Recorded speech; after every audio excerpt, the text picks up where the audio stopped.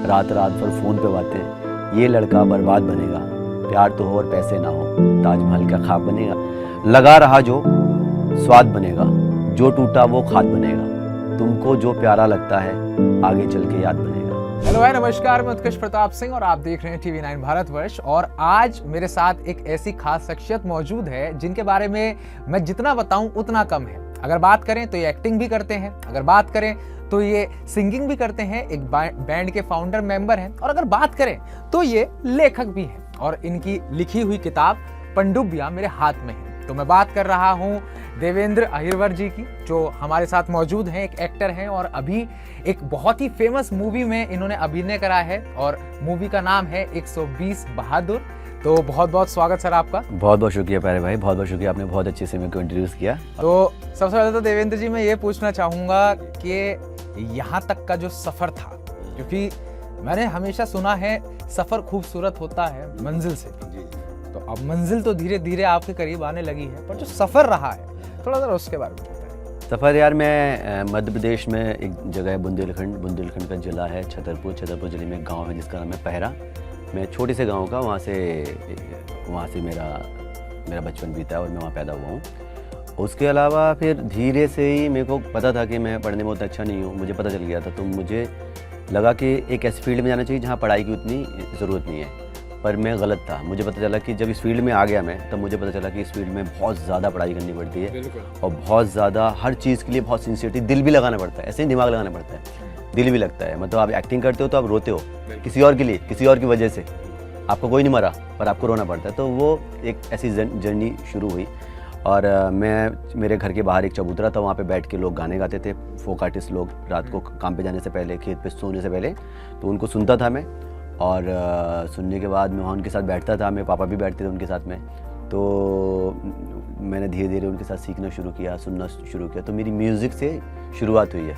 तो मेरा बेसिक मेरा फाउंडेशन वो है, वो नींव की ईंट वो है, वो लोग हैं जो फोक है। तो इसलिए मेरे को उन्होंने बहुत ही संभाल के रखा हुआ है, वे मुझे कमज़ोर नहीं पड़ने देती, क्योंकि मैं बहुत सालों तक बैठा हूँ उनके साथ में। और धीरे से ही मैंने सीखना शुरू किया और फिर वर्कशॉप के थ्रू थिएटर में क्या है, थिएटर में आया इसलिए आया क्योंकि थिएटर में बहुत इक्वलिटी है, बराबरी है।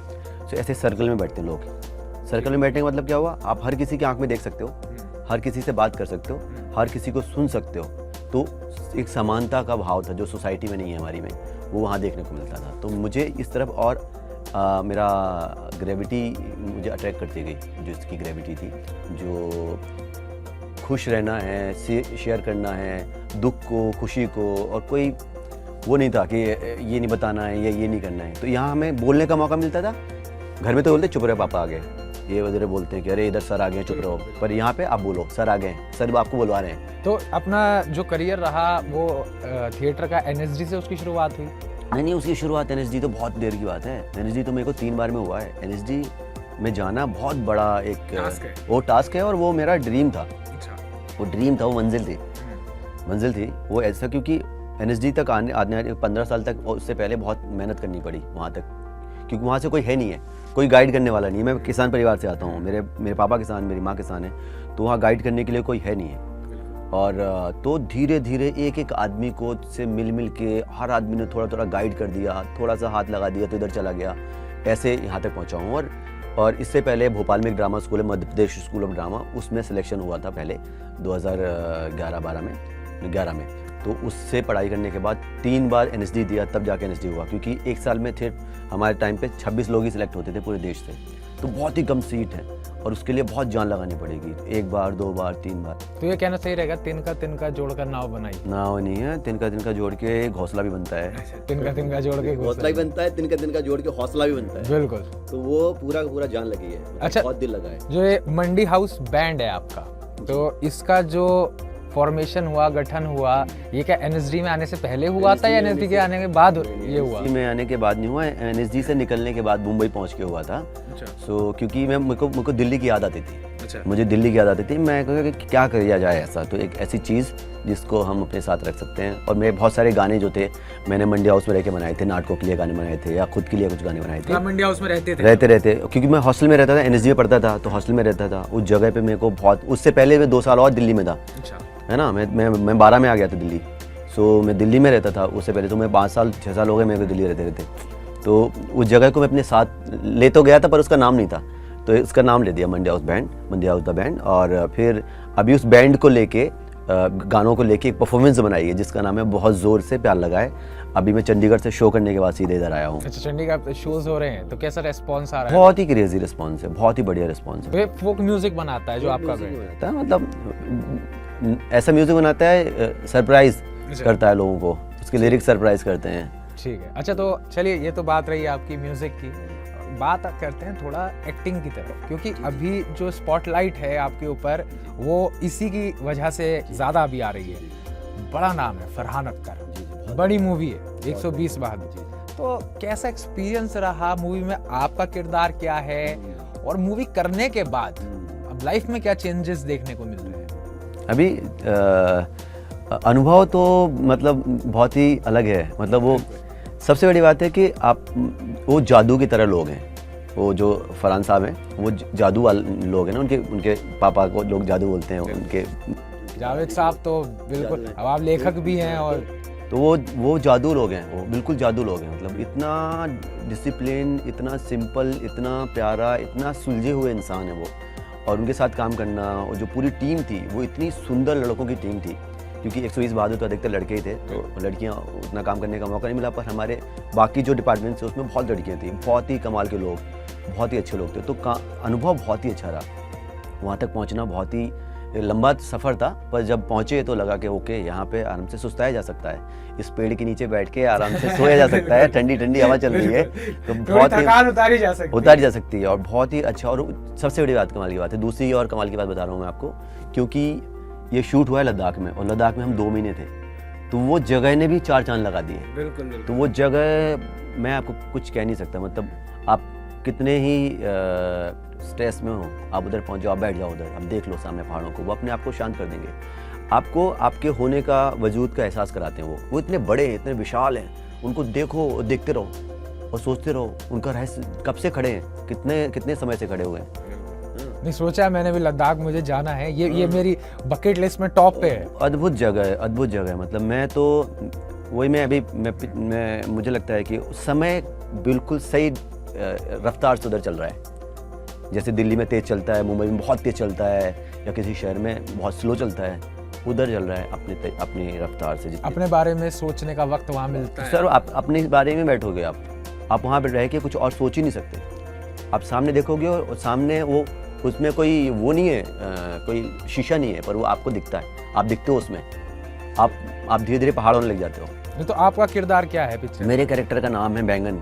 उसके दोस्त प्यार से उसको बैंगन बोलते हैं और यूनिक है, बहुत ही प्यार मिल रहा है पूरे हिंदुस्तान से। और वो कैरेक्टर बहुत ही ऐसे, पहले शुरू में उनको जब दिखाया जाता है तो वो कुश्ती कर रहे हैं अपने से दुगने एक बंदे के साथ में, तो ऐसे करेज वाला बंदा है। और एक फ्रेंडशिप की कहानी है, एक दोस्ती की कहानी है, भाईचारे की कहानी है, और देशभक्ति की कहानी है। ऐसी देशभक्ति की कहानी है जिसमें कोई हेट्रेट नहीं है। हेट्रेट समझ रहे हो ना आप? हमें देशभक्ति की कहानी के लिए एक पाकिस्तान चाहिए पड़ता है, हमें कोई चाहिए पड़ता है कि जो कुछ नमाज पढ़ रहा है फिर वो अभी बोलेगा हमारा मकसद पूरा होना चाहिए। ऐसा कुछ नहीं है इसमें ना, क्योंकि चाइनीज़ के अपोजिशन में ये मूवी बनी है, वॉर है। शैतान सिंह भाटी जी की कहानी पर आधारित है ये। तो इसीलिए तो उसमें मतलब कुछ बात है, उसमें कुछ बात है। तो अपना मतलब कितने महीने का पूरा ये शेड्यूल रहा मूवी शूट होने तक? आप मतलब कितना काम करना पड़ा? हाँ, हमें पहले तो हम बहुत ही प्रोसेस था, कुछ 2 महीने का सिलेक्शन का प्रोसेस था। मतलब आप उसमें जाओगे, नहीं होगा, आपका होगा नहीं होगा। तो मैं एक कैरेक्टर के लिए हुआ, फिर डायरेक्टर को पसंद आया, फिर दूसरे कैरेक्टर के लिए उन्होंने टेस्ट किया, फिर तीसरे कैरेक्टर के लिए टेस्ट किया, फिर मैं इसमें लॉक हुआ। ठीक है, तो मतलब एक पूरा प्रोसेस के थ्रू होकर निकलना पड़ा। मैंने NSD क्रैक किया था और 3 बार के ऑडिशन भी देके 3 कैरेक्टर को देके मैंने 120 बहादुर क्रैक किया, तो ये बराबरी मान लो। अच्छा, मतलब आप ये चीज़ अपने दिमाग में बिठा चुके हो कि मैं करके रहूँगा। मैं इसके अलावा कोई ऑप्शन नहीं है ना भाई। मेरे माँ बाप किसान हैं और मेरे पास कोई, मैं 2009 से खुद को संभाला, मतलब फाइनेंशियली, इमोशनली, हर तरीके से। अगर मैं दुख में होता हूँ तो मैं उनको बता नहीं सकता कि मैं दुख में हूँ, क्योंकि वो उदास हो जाएंगे, उनको लगेगा मेरा बच्चा दुख में है।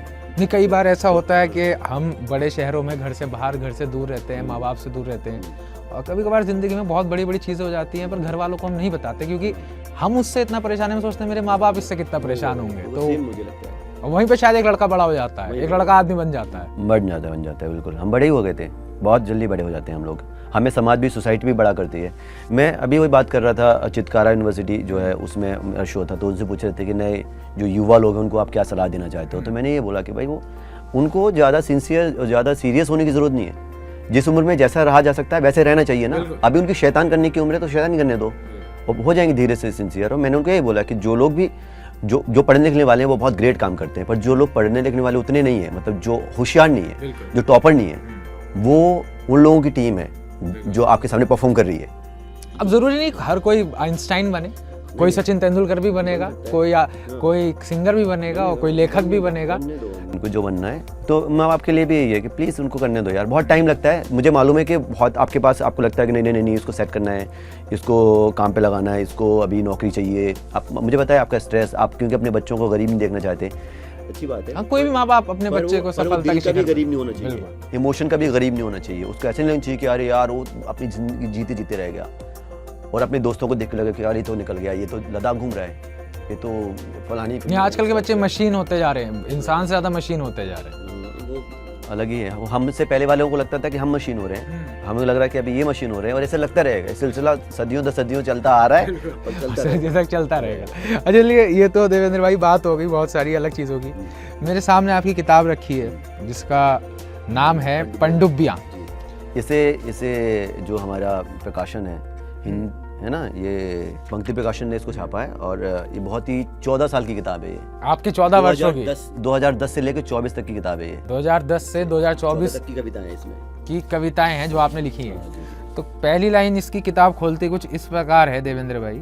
उस नदी के लिए जिसके पानी ने मुझे कभी डूबने नहीं दिया, उस पेड़ के लिए जो हमारा पहला स्कूल हुआ करता था, उस पुरानी साइकिल के लिए जिसकी चैन चढ़ाते चढ़ाते मेरे हाथ हमेशा रंगे रहते थे, उनके काले रहते थे, उन अपनों के लिए जिन्हें मैंने कभी कमाया और भूलवश खर्च कर दिया, उन परायों के लिए जो आगे जीवन में मेरे अपने होंगे, और अंत में खुदा के लिए खुना के लिए यानी अम्मा के लिए। तो मैंने अक्सर देखा है जो लेखक होता है वो अपने अंदर ही एक समुद्र होता है। तो ये चीज़ें कहाँ से आती हैं? क्या जीवन को बहुत क्लोजली ऑब्जर्व करने से, या लेखकों के जीवन में समस्याएं एक आम इंसान से बहुत ज़्यादा आती हैं? क्या रहता है कि इंसान लेखक बन जाता है, वो लिखने लग जाता है अपने अंदर की बातें? वो ये एक खुद को एक थेरेपी है, ये खुद के साथ में लोग लिखते हैं। सो ये क्या है कि आप मेरे को कोई चीज़ अच्छी लगती है तो मैं लिखता हूँ, मेरे को कोई चीज़ परेशान करती है तो मैं लिखता हूँ, मेरे को गुस्सा आता है तो मैं लिखता हूँ, क्योंकि मैं लड़ नहीं सकता। मैं बहुत बड़े सिस्टम से नहीं लड़ सकता। कैसे लड़ूंगा? मैं छोटा सा आदमी, एक अदना सा आदमी, एक छोटे से गांव का लड़का, और कोई नहीं है मेरे पास में, तो मैं कैसे लड़ सकता हूँ? तो मैं मेरे विचारों से लड़ सकता हूँ, है ना। मैं विचारों से लड़ सकता हूँ, मैं मेरी कलम से लड़ सकता हूँ, है ना। और मैंने कहीं पढ़ा था देवेंद्र भाई कि दुनिया की सबसे बड़ी जंग बंदूक से नहीं कलम से लड़ी जा सकती है। एक कवि है लीलाधर मंडलोई। अच्छा। उनकी एक कविता थी। पहले मैं अपने लिए लिखता था, अपना दुख, अपने सुख, अपना गुस्सा सब लिखता था, पर उनकी कविता थी जिसको मैंने पढ़ा, उसके बाद मैंने सोचा कि ये लिखना बहुत बड़ी चीज़ है। उनकी कविता है कि मेरे लिखे में दुख है, मेरे लिखे में दुख है और सबका नहीं, तो मेरे लिखे में आग लगा दो। क्या मतलब, कवि कहना क्या चाह रहा है? कवि कह रहा है कि मैं सिर्फ अपना दुख नहीं लिख सकता ना, मेरे लिखे में दुख है। अगर मैं मेरे दुख के बारे में लिख रहा हूँ, मेरी खुशियों के बारे में लिख रहा हूँ, मेरे प्रेम के बारे में लिख रहा हूँ, तो मेरे लिखे में आग लगा दो। तो मैं क्यों पढ़ना है वो? बिल्कुल सबका होना चाहिए। मेरे लिखे में दुख है और सबका नहीं, तो मेरे लिखे में आग लगा दो। तो मेरे लिखे में आग लगा दो। तो ये अगर इसमें ऐसा लगे कि ये सिर्फ मेरी किताब है, तो इसमें आग लगा सकते हो आप। ये हम सबकी किताब है, सबके लिए मैंने दे दिया था। ये आपका ही है, मैंने आपसे लिया था, आपको दे रहा हूँ। आप इसको पढ़ो, आप इसको देखो, आपको कुछ अच्छा लगे, कुछ बुरा लगे, कुछ सवाल आपको लगेगा। मेरे को भी लगता है कि अरे ये मैंने क्या लिख दिया, पर मुझे लगता है उस समय की सच्चाई है जो जिस समय मैं लिख रहा था। अच्छा देवेंद्र भाई, एक चीज़ है जो मैं ऑब्जर्व करता हूँ अपनी भी लाइफ में, अपने आसपास लोगों की लाइफ में, गड्ढे में हर कोई गिर रहा है। जीवन में कठिनाइयाँ सबके आती हैं, गिरते सब कुछ है। वो कौन सी चीज़ें हैं जो आपको दोबारा उठने की ताकत देती है? क्योंकि मुझे लगता है कि इंसान वही बड़ा बनता है जो गिरे, उठे और फिर चले, फिर गिरे, फिर उठे और फिर चले। जो गिर के रुक गया वो तो वहाँ फुल स्टॉप हो गया, पूर्ण विराम हो गया। तो आपके वो कौन सी चीज़ें हैं जो आपको बार बार उठने की ताकत देती है? मेरे को ताकत इससे भी मिलती है, बहुत सही ताकत इससे भी मिलती है कि जो बहुत सारे लोग हैं, बहुत सारे नए लड़के हैं, नई लड़कियां हैं, वो मेरे को देखते हैं। तो मुझे लगता है कि यार मेरे को लगता है कि कभी मैं थक गया हूँ, मुझे मज़े नहीं आ रहे हैं लाइफ में, मैं उनको देखता हूँ तो उनको लगता है कि यार ये मेरे को कैसे देख रहे हैं, इनकी आंखों में कुछ चमक है मेरे को लेके। अगर मैं रुक गया तो इनके बहुत सारे लोगों के सपने रुक जाएंगे, कि लगेगा कि यार ये इतना टैलेंटेड बंदा है। मतलब मैं अपने मुँह से कह रहा हूँ, माफ़ी चाहता हूँ, मैं तो हूँ टैलेंटेड। बिल्कुल हो, ये लिख रहे हो, एक्टिंग कर रहे हो, गा रहे हो। इस बंदे का नहीं हो पा रहा तो मेरा कैसे होगा, तो वो रुक सकते हैं। इसलिए मुझे और ताकत लगानी पड़ती है। दूसरी ताकत मैं इसलिए भी लगाता हूँ जो मेरे माँ बाप के लिए ना, और मेरे गाँव के लिए। मेरे गांव के लोग मुझे देख रहे हैं, है ना, वो मैं चाहता हूँ कि वो मेरी तरफ देखते देखते थक ना जाए। सो मैं उनकी होप पे खरा उतरना चाहता हूँ, उनकी तरफ आगे बढ़ना चाहता हूँ, उनको बताना चाहता हूँ कि मैं आपका बच्चा हूँ, लेकिन देखो आपके तरीके से नहीं बढ़ा मैं आगे, लेकिन अपनी तरीके से बढ़ रहा हूँ। और मैं बहुत शुक्रगुजार हूँ कि उन्होंने कभी मुझे टोका नहीं, कभी रोका नहीं, कभी सवाल नहीं किया। उनको नहीं पता मैं दिल्ली आ गया, उनको ये पता था मैं चंडीगढ़ पहुँचा हूँ। मैं उनको कई दफ़ा सही टाइम पे इन्फॉर्म नहीं करता, पर वो इतना ट्रस्ट है उनका मेरे लिए, कभी क्वेश्चन नहीं किया मेरे माँ बाप ने। बट एक आर्टिस्ट का जो जीवन है, आज के समय की बात कर लो, पुराने समय की बात कर लो, बहुत मुश्किल जीवन है। क्योंकि हमें बचपन से यही बताया गया कि पढ़ाई कर लो, उसमें चांसेस ज़्यादा हैं, कुछ कर लोगे। यहाँ तो करोड़ों हैं, एक बनेगा तो क्या करना है। तो ये चीज़ भी हमेशा से हमारे अंदर रही है ना। तो अभी आप दिल्ली से मुंबई जा चुके हो, 7 साल पहले, 4 साल पहले, 7 साल पहले। तो दिल्ली और मुंबई के स्ट्रगल में क्या डिफरेंस लगा आपको एज एन आर्टिस्ट, क्या लगे? यार दिल्ली, मतलब दिल्ली में बहुत ही सांस लेने की जगह है, तो सांस नहीं है दिल्ली में, हैं? इतना बड़ा है दिल्ली, इतना सुंदर, इतना प्यार है मेरे को दिल्ली से। इतनी सुंदर सुंदर यहाँ पे इमारतें हैं, इतनी चौड़े चौड़े रास्ते हैं, इतनी बड़े बड़े बंगलोज हैं। उनको देख के लगता है कि वाह क्या ज़िंदगी है इन लोगों की। पर क्या है कि मुंबई आपको देता है ऐसे करके, मतलब मैं दिल्ली रह के आप जी सकते हो अच्छे से, पर मुंबई रह के आपको जीने में तकलीफ भी बहुत होती है। चैलेंज है मुंबई ज़्यादा। सो मुंबई मुझे बहुत पसंद है, समंदर की वजह से, फिल्मों की वजह से, और बहुत सारे जिन लोगों को मैंने एडमायर किया है, जिन लोगों को मैंने देखा है, वो मुंबई में ही रहते हैं। बिल्कुल। और मैं दिल्ली में रह के वहाँ नहीं पहुँच सकता था। तो मैं भले कुछ काम करके, बड़ा काम करके दिल्ली में रहने लग जाऊँ, तो पर बहुत ही अंतर यही है कि जगह की बहुत दिक्कत है। बहुत महंगा है मुंबई, बहुत ही ज़्यादा महंगा है। मतलब हाँ, मतलब उसका कोई। तो अभी अपनी शादी हो गई? नहीं, मैं शादी नहीं। अच्छा, अभी सिंगल, तो अभी लाइफ थोड़ी कंपैरेटिवली इजी हो। हाँ, मतलब मैंने ऐसे सोचा हुआ है, मेरे माँ बाप को बोला हुआ है कि शायद मैं शादी ना करूँ। ठीक है, पर्सनल चॉइसेस हो सकती हैं, और जैसे आजकल फोर्स नहीं करते, मुझे लगता है ठीक है। मैंने देखा है, ऑब्जर्व करा है कि एक अगर आप मिशन के साथ चल रहे हो, कोई मिशन है आपका लाइफ में, तो शादी शायद उस मिशन को कमजोर कर देती है। हाँ, मतलब बहुत सारे लोगों का बहुत ताकत बन जाती है, पर जिस तरह का हम अपने आप को बहुत ज़्यादा जानते हैं। आप लीजिए, मोदी जी हो गए, अटल बिहारी वाजपेयी जी हो गए, कितने बड़े बड़े लोग हुए हैं, लीडर हुए हैं। तो शायद टाटा जी हो गए, तो मतलब वो लोग अकेले रहे तो मिशन के लिए, मिशन अगर आदमी मिशन पे है, हाँ अब्दुल कलाम हो गए, अब्दुल कलाम जी हो गए, अगर आदमी मिशन पे है तो मिशन। शादी वाले लोग भी बहुत बड़े लोग हैं, अम्बेडकर हुए हैं, बहुत सारे लोग हुए हैं शादी वाले लोग। मतलब इसमें कोई वो नहीं है, ऐसे बोलेंगे तो लगेगा कि ये बिल्कुल सिस्टम के विरोध में है। मतलब मेरे को लग रहा है हाँ, मतलब किसी ये इंडिविजुअल चॉइस है, किसे करनी है किसे नहीं करनी है, उनका अपना। आज के फिनोमेना में तो कहीं ना कहीं ये चीज़ बहुत ज़्यादा फिट होती है। अच्छा, एक बॉलीवुड की बात जब चल रही है, तो फेवरेट एक्टर कौन है आपको? मेरा फेवरेट एक्टर कौन है? हाँ, ये सवाल बहुत इम्पोर्टेंट है आपके लिए। मेरा फेवरेट एक्टर, यार मैं क्या ही बोलूँ, मतलब मेरे को किसी का, देखो सबका होते हैं, कोई हम मानते हैं, वो मेरे सीनियर भी थे। अच्छा, कहाँ सीनियर रहे? एनएसडी से पढ़े हैं ना वो भी। अच्छा, एनएसडी में आपके सीनियर रहे? सीनियर रहे, मतलब वो पास आउट थे। अच्छा, ठीक है। तो मैं बहुत बाद में आया, पर वो मेरे सीनियर थे, तो हमारे एक कनेक्शन था कि हमारे सीनियर हैं। इरफान साहब हैं, बहुत ही हैं। फरहान अख्तर भी मुझे बहुत ही पसंद है, और वो भी मेरे को, उनकी भी एक्टिंग बहुत पसंद है। लिखते हैं वो बहुत पसंद है, और गाते हैं बहुत पसंद है। वो उनके अंदर भी पसंद है, मतलब उनके अंदर भी वो क्वालिटीज है जो आप किए हुए, उनके प्रोड्यूस किए हुए काम भी मुझे बहुत पसंद है। मतलब हाँ, मतलब मैं इसलिए भी बहुत खुश था, उनके साथ काम करके। तो नहीं, आपके और फरहान जी के बीच में सिमिलैरिटीज भी बहुत सारी मुझे देखने को मिल रही हैं। वो गाते हैं, कंपोज करते हैं, आप भी, वो भी लिखते हैं, आप भी लिखते हैं, और एक्टिंग बची थी, अब वो भी आपने भी डायरेक्ट किया है, साथ में आप वो भी कर लिए। डायरेक्शन करता हूँ, बहुत जोर से प्यार लगा, मैं डायरेक्ट किया। इससे पहले मैंने कांजी हाउस, एक मेरा प्ले था, वो डायरेक्ट किया था। इसके पहले डीरेल किया था।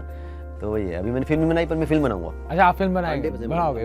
मैंने एनएसजी से पढ़ाई डिजाइन डायरेक्शन की है। अच्छा, सो मैं एक्टिंग मुझे करनी थी, पर मेरे पास बहुत कहानियाँ थी। मैं जिस सोसाइटी से बिलोंग करता हूँ, जिस गांव से बिलोंग करता हूँ, मुझे वो कहानियाँ कहनी थी। मैं एक्टर होता तो सिर्फ मैं एक्टिंग करता रहता, पर मुझे कुछ लिखना था। मेरे पास कहानियाँ थी, मुझे उस कहानियाँ कहनी थी। मेरे पास क्वेश्चन थे, मेरे को सवाल पूछने थे सोसाइटी से, मेरे को सवाल पूछने थे जो पावर में बैठे हुए लोग हैं। इस कॉन्सेप्ट की तो बहुत ज़्यादा आजकल मूवीज और सीरीज चल रही है, पब्लिक इसको ज़्यादा देखना पसंद कर रही है as comparative to mainstream. Time लगेगा पर मैं बनाऊंगा। नहीं, इतना तो मैं आपको जान गया हूँ कि आप अगर बोल रहे हो मैं बनाऊंगा तो आप बनाकर ही मानोगे। अच्छा, तो अपकमिंग प्रोजेक्ट्स हैं कुछ जिनमें अभी काम चल रहा है? अभी एक शो किया था मैंने, अमेज़न प्राइम पे आएगा, उसका नाम है बैंड वाले। तो वो एक बहुत ही मज़ेदार शो आने वाला है, उसी का मैं वेट कर रहा हूँ। आएगा शायद मार्च तक। तो वो आएगा, उसमें मैंने एक अच्छा इंपॉर्टेंट पार्ट अदा किया है, और एक मेरा उसमें गाना भी है जो मैंने कंपोज किया। मैंने लिखा भी था और गाना भी गाया भी है मैंने। तो उसमें मेरे 2 गाने ऐसे, तो उसका वेट कर रहा हूँ। एक और फिल्म है जिसके लिए, उसका नाम है ना जाने कौन आ गया। विकास अरोरा नाम के डायरेक्टर हैं, उन्होंने बनाई है। और उस फिल्म के लिए मैंने एक गाना बनाया था, ना जाने कौन आ गया। सो उस गाने को रेखा भारद्वाज नाम में गाया हुआ है। अरे बहुत। सो वो भी आएगा।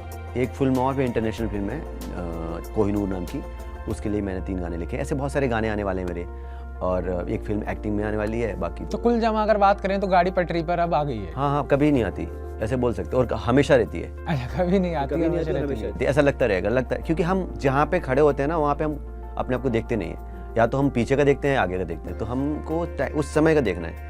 अभी मैं आपके सामने इंटरव्यू दे रहा हूँ, अभी मैं अपनी सारी मुश्किलें याद करूँगा तो फिर मेरे को लगेगा कि मैं इस जगह पे सही ढंग से नहीं रह सकता, या मैं अपनी आने वाली चीज़ों के बारे में सोचूंगा तो फिर मैं यहाँ नहीं रह सकता। मुझे अभी इस समय यहाँ पे रहना है आपके साथ में। अच्छा देवेंद्र भाई, सबसे एक इम्पॉर्टेंट वक्त होता है किसी भी आर्टिस्ट की लाइफ में। आर्टिस्ट की क्या बात करें, किसी भी इंसान की लाइफ में रिजेक्शन जब उसमें मिलता है कहीं से भी। फॉर एग्जांपल मैं मेरी बात कर लेता हूँ, मैंने अप्लाई करा, कहीं इंटरव्यू दिया, मुझे रिजेक्ट कर दिया। आपके साथ भी कई बार हमें तो रोज होता है। तो रिजेक्शन कैसे आप माँ बाप इस फील्ड में इसलिए नहीं आने देते बच्चों को, क्योंकि इसमें एक बार कुछ ऐसा है नहीं है। क्या होता है, आपने नौकरी की है, आपने किसी एग्जाम दिया, आपकी नौकरी लग गई, तो जिंदगी भर के लिए नौकरी है। इस फील्ड में आपकी रोज ही आपको एग्जाम देना है। आप एग्जाम की सीट पे बैठे हुए हो, आप कुर्सी पे बैठे हो, आपको लिखते रहना है, हमेशा करते रहना है। एक फिल्म मिल गई, इसके बावजूद आपको ऑडिशन ही आएगा, आप ऑडिशन करोगे, फिर आपको दूसरा काम मिलेगा, फिर वो फिल्म मिल जाएगी, उसके बाद लोग आपको पिच करेंगे, फिर आप उसको पढ़ोगे, फिर उसको ऑडिशन करोगे, फिर मिलेगा। पर उसमें एग्जाम चलते रहते हैं। तो इसलिए इस लाइफ में, इस फील्ड में एडवेंचर भी बहुत है, रिस्क भी बहुत है, क्योंकि हमें अनसर्टेनिटी हाई है। हाँ, हमें वही लोग दिखते रहते हैं जो काम कर रहे हैं, पर जो नहीं दिखते हैं उनकी तादाद बहुत ज़्यादा है। अच्छा, लेखक हैं आप, बढ़िया अपने किताबें लिखते हैं, कुछ 2-4 पंक्तियां सुना दीजिए। आवाज़ भी आपकी मैं देख ही रहा हूँ, एक बेहतरीन आवाज़ ले रहे हैं आप, भारी आवाज़ है, तो एक हो जाए। मैं इसमें से पढ़ दूँ? हाँ, बिल्कुल, आपकी किताब है, आप इसमें बिल्कुल। मैं चाहता हूँ कि ये भी आपकी किताब है, मेरी किताब नहीं, हमारी किताब है, हमारी किताब है। मैं इसमें से कुछ एक कविता पढ़ने की कोशिश करता हूँ, देखता हूँ कि कैसे क्या होता है। एक बहुत छोटी सी कविता है, इसका नाम है जगह। कोई भी जगह हमेशा खाली नहीं रहती, कोई भी जगह हमेशा खाली नहीं रहती। जहाँ कोई नहीं बैठता वहाँ धूल बैठ जाती है, जहाँ कोई नहीं बैठता वहाँ धूल बैठ जाती है। छोटी सी कविता है। नहीं, बेहतरीन, मैं देख पा रहा हूँ, बहुत गहराई है आपके लेखन में, मतलब बहुत कुछ से होकर गुजरे हो जीवन में। हाँ, हम सभी गुजरते हैं। हमें क्या है ना कि माँ बाप ने गिरने का मौका दिया, माँ बाप ने गिरने का मौका दिया। मैं आज भी ये कहता हूँ अपने दोस्तों से, प्लीज खेलने दो, गिरने दो, गिरेगा नहीं वो तो सीखेगा नहीं। उठने, जो आपने बोला गिर के उठने वाली बात, क्योंकि मौके मिलेंगे ना, मौका दिया गया। हाँ, हमें निकलने का हमें मौका दिया गया। हम इतने अभी क्या 4 दीवारी में बड़े हो जाएंगे तो बहुत मुश्किल हो जाएगी। हमें चोट लगनी चाहिए और हमें हील करना चाहिए। सड़क से आए हैं। हाँ, हमको मिट्टी से किसी रिलेशनशिप, लद्दाख में वही ना कि हम फिर से मिट्टी में जाने का मौका मिला। उसमें जिस तरह फिल्म देखोगे, इतना मिट्टी में रहने का मौका मिला। मिट्टी मतलब मिट्टी मुंह में घुसी है, आंखों में घुसी है, कान में घुसी है, हर जगह मिट्टी है, इतनी मिट्टी है। कुश्ती लड़ रहे हो आप मिट्टी में, एक्शन कर रहे हो मिट्टी में, गन चला रहे हो मिट्टी में, पूरा सब धूल मिट्टी में थे। 2 महीने वहीं रहे। ऐसे में रहने में लगा कि यही तो जिंदगी है यार, हम कहाँ सफोकेशन में जी रहे हैं। तो वो लगता है ऐसे कि एक छोटी सी कविता, चुम्बन। हाँ, जब मैं तुम्हें चूमता हूँ तो याद आती है घी लगी गर्म रोटी और हाथ में गुड़ का ढेला। जब मैं तुम्हें चूमता हूँ तो याद आती है घी लगी गर्म रोटी और हाथ में गुड़ का ढेला। मैं तो तुम्हें बचपन से चूमता आया हूँ, अन्न चूमना माँ ने सिखाया था, पुण्य चूमना तुमने। क्या बात जी, बहुत शुक्रिया। बहुत बढ़िया, बहुत बहुत बेहतरीन। तो जो ये किताब है ये बेसिकली पोएम्स पे बेस्ड है, कविताएं हैं, कविताओं की किताब है, 14 साल की कविताएं हैं। तो अभी क्या कोई पिक्चर भी लिखने का प्लान है?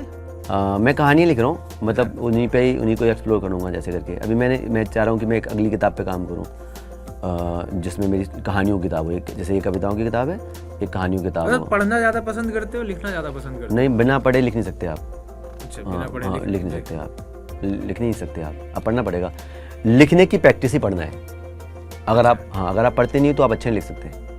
ठीक। और लोग ऐसे बोलते हैं कि अरे मैं पढ़ूंगा तो मैं दूसरों के ख्यालों में आ जाऊंगा, ऐसा कुछ नहीं होता। अच्छा देवेंद्र भाई, एक चीज़ और मैं बहुत जो ज़रूरी आज के टाइम पर हो जाती है, आज का जिस तरीके का समय चल रहा है, life is very fast now. और जब हम बड़े शहर में रहते हैं, दिल्ली मुंबई के जैसे, तो वहाँ वो और तेज़ हो जाती है। इसी में ऐसा लगता है कि यार मैं कहीं पीछे रह गया हूँ और मेरे साथ के जो लोग हैं वो सब कहीं आगे चले गए हैं। और ये मेरा फील नहीं है, आपकी नहीं है, हमारी फील है हम मोस्टली। तो इसको कैसे डील करना है लाइफ? हम अलग अलग लोग अलग अलग फील्ड डायरेक्शन में ही आगे बढ़े हैं। अगर किसी की फिल्म आ रही है तो किसी ने शादी कर ली है, किसी के बच्चे हो गए, कोई अपने माँ बाप के साथ रहता है, वो भी आगे बढ़ना है एक तरीके से। कोई माँ बाप से दूर, मतलब मैं अपने सपनों के लिए बाहर हूँ शहर से, पर कोई अपने माँ बाप के साथ रह रहा है तो वो भी आगे बढ़ाना है एक तरीके से। मैं उसी को सिर्फ आगे बढ़ना मत मानो, छोड़ने को आगे बढ़ना नहीं बोलते हैं। छोड़ देना आगे बढ़ना नहीं है, आगे बढ़ना कुछ और है।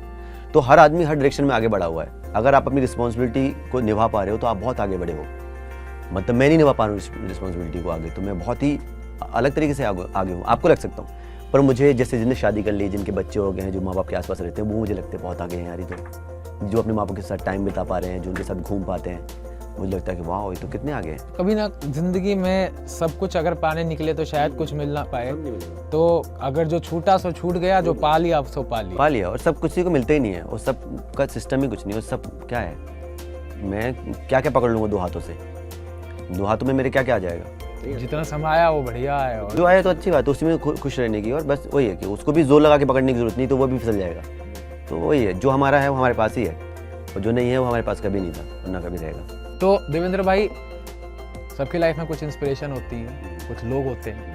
आपकी लाइफ की इंस्पिरेशन कौन? मेरी लाइफ की इंस्पिरेशन भी मैंने ऐसे सोचा नहीं है, पर बहुत ही सारे लोग हैं। बहुत एक आम इंसान भी है जो खुश है, चाहे वो ऑटो चलाते हों, चाहे वो कोई वॉचमैन हो, चाहे कोई बहुत बड़े बॉस हों। जो भी मुझे खुश दिखता है वो इंस्पायर करता है, कोई भी हो।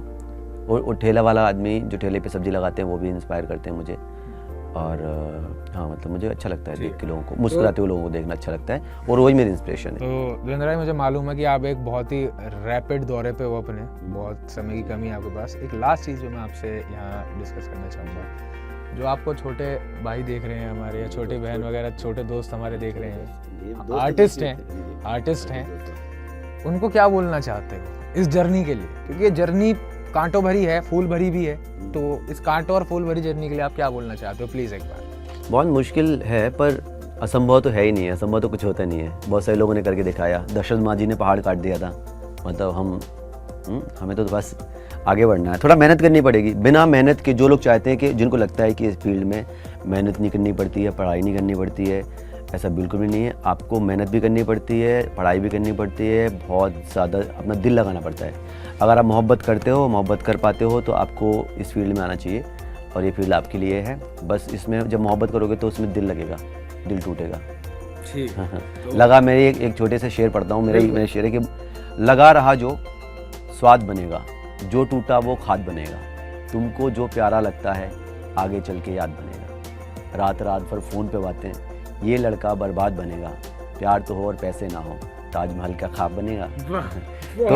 तो प्लीज़ लगे रहो और पढ़ते रहो। मतलब बहुत सारे लोगों को पढ़ो, मैं कह रहा हूँ कि मुझे पढ़ो। इसमें भी 5 लोगों के नाम है पहले से ही, जिन्होंने मेरे लिए लिखा। उदय सर ने लिखा है, और इतने सारे लोगों ने लिखा है। उदय प्रकाश जी ने लिखा है, पीयूष मिश्रा जी ने लिखा हुआ है इसके लिए, सौरभ द्विवेदी जी ने लिखा हुआ है, तहजीब हाफी पाकिस्तान से मेरे एक दोस्त हैं शायर, उन्होंने लिखा हुआ है। तो हम एक किताब पढ़ते हैं, एक किताब में और 5-7 कवियों के नाम होते हैं, आप उनको पढ़ना शुरू कर सकते हो। एक फिल्म, एक डायरेक्टर का इंटरव्यू देखते हो, वो अपने जिनको एडमायर करता था उनके 10 डायरेक्टर के नाम होते हैं। तो उनकी फिल्म्स देखो, थिएटर करो, पढ़ाई करो, और वही है। तभी आओ आप, जब आपको लगता है कि आपको आना है। आप बहुत इंतज़ार भी कर सको, अगर ना मिले तो आपको मुश्किल ही ना हो। बिल्कुल बिल्कुल। तो बहुत बहुत धन्यवाद देवेंद्र भाई आज हमारे साथ जुड़ने के लिए। मुझे आपसे बात करके बहुत अच्छा लगा, और जिस तरीके की आपकी पर्सनालिटी है, जिस तरीके के आप व्यक्ति हो, बहुत सरल व्यक्ति हैं आप। मैं समझ चुका हूँ मुंबई में रहने के बाद भी, क्योंकि मुंबई एक ऐसा शहर है जो इंसानों को बदल देता है। वो माया नगरी है, वहाँ की माया जिस पर चढ़ी वो कभी उतर ना पाई। तो आपसे मिलने के बाद तो मुझे बहुत ही अच्छा लग रहा है। और जो एक छोटे से शहरों से उठकर एक बड़ी जगह पर पहुंचने वाले लोग हैं, वो तो इस पूरे देश के लिए इंस्पिरेशन है, क्योंकि ये देश की जो आत्मा है हमारे, वो छोटे शहरों में ही बसती है। तो आज TV9 के इस स्टूडियो में हमारे साथ multi talented, multipurpose Devendra Ahirwar मौजूद थे, जो एक सिंगर भी हैं, एक्टर भी हैं, लेखक भी हैं और अब मूवी भी बनाने वाले हैं। तो हमारे इस पॉडकास्ट को देखकर आपके क्या विचार हैं, आपको कैसा लगा, आपका क्या सोचना है, कमेंट बॉक्स में कमेंट कर हमें ज़रूर बताइएगा। और बाकी सभी ताज़ा अपडेट्स पाने के लिए TV9 भारतवर्ष को सब्सक्राइब कीजिए। बहुत शुक्रिया।